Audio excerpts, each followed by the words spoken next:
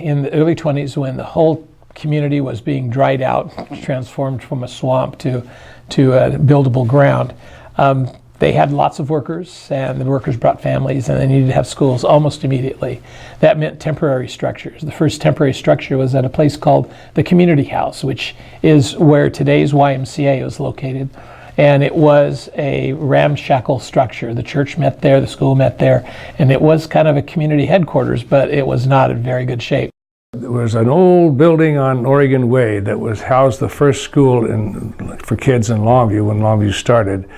And then they built Kessler, and then it evolved that Kessler had the grade school on the left end as you looked at the school, the auditorium in the middle, and the junior high school and the high school. One of the Longview businessmen had donated a building and a few chairs for the black children, but the other parents didn't like the conditions, so they sent their children back from wherever they had came from.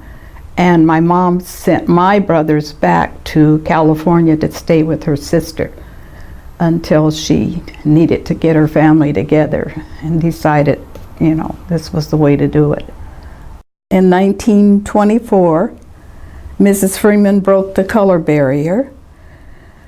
She had two sons, Oliver and Calvin Smith. She took them to the newly opened Kessler School and asked that they be enrolled. They were admitted, though reluctantly, because the principal could foresee trouble. Mrs. Freeman had gone first to see J.H. Seacrest. Seacrest had told her to take the boys to school, and if any difficulties arose, to call him.